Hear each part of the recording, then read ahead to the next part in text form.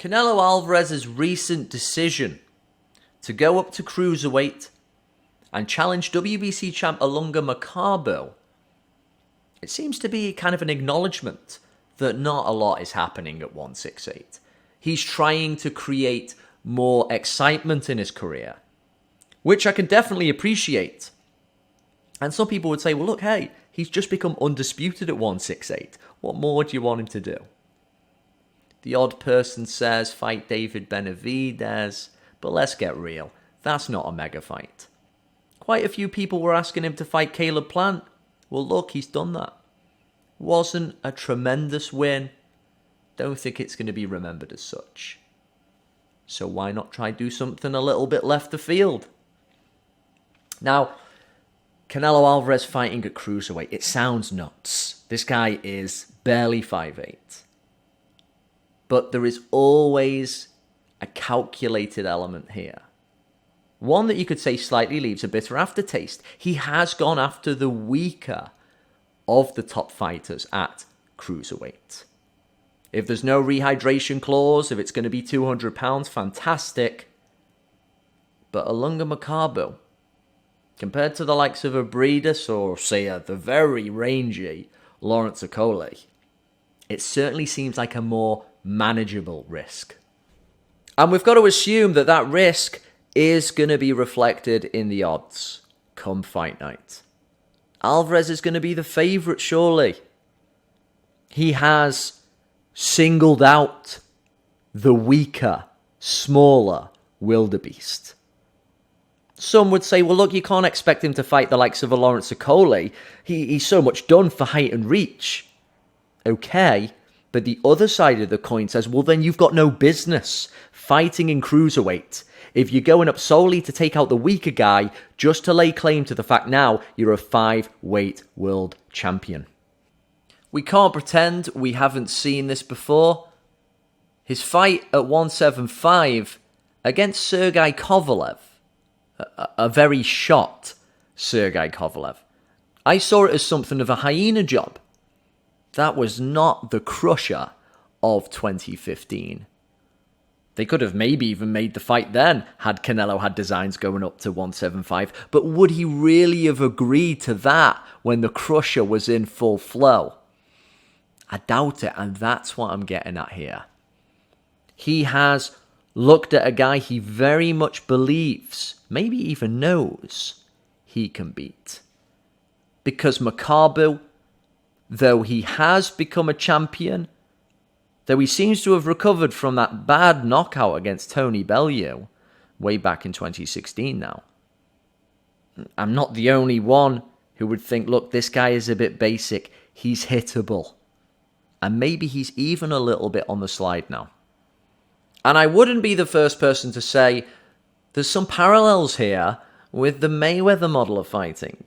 It's almost as if in his loss to Mayweather, he's downloaded a little bit of that how to approach your career manifesto. And I think a lot of the criticism with this new move, we're not saying it's not impressive. What we're saying is we are trying to preemptively push back against the gushing praise that will no doubt happen probably when he beats Makabu. You're telling me these are unbelievable historical power moves. We're telling you, no, they're not. So let me give you an example here. Sugar Ray Leonard is often, at the very least, in people's top 20 greatest fighters of all time. Statistically, he was a 5-weight world champion, which of course is what Canelo's going for. But how did Leonard become a 4 and a 5-weight world champion?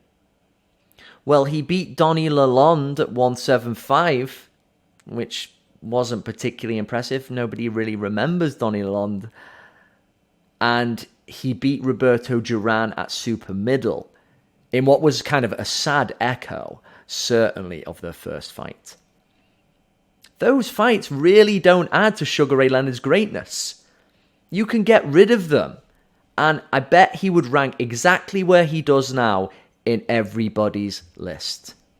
When people talk about why Leonard was great, they don't talk about the third fight against Duran or the win over Donny Lalonde. No, it's always the wins over Benitez, the rematch against Duran, the fight against Hearns, and the big win over Hagler. That's where he derives his greatness from. Obviously from his best opponents. So yeah, it all looks good. It adds to the glitz. It blinds the casuals. But Canelo becoming a 5-weight world champ,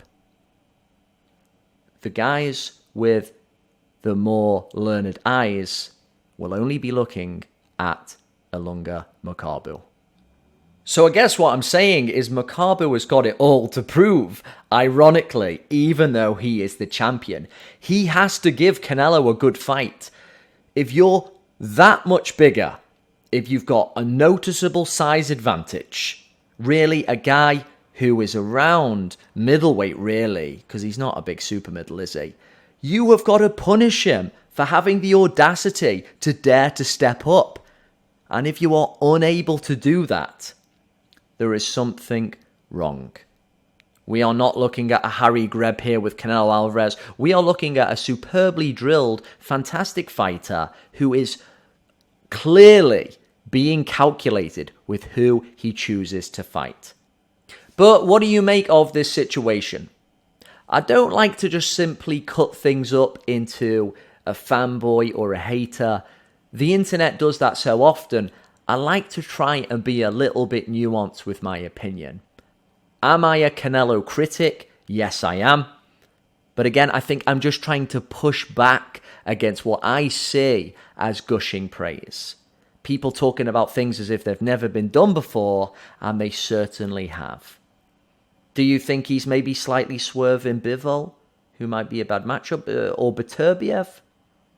What do you make of this choice of opponent? And really, how well is Makabu going to do?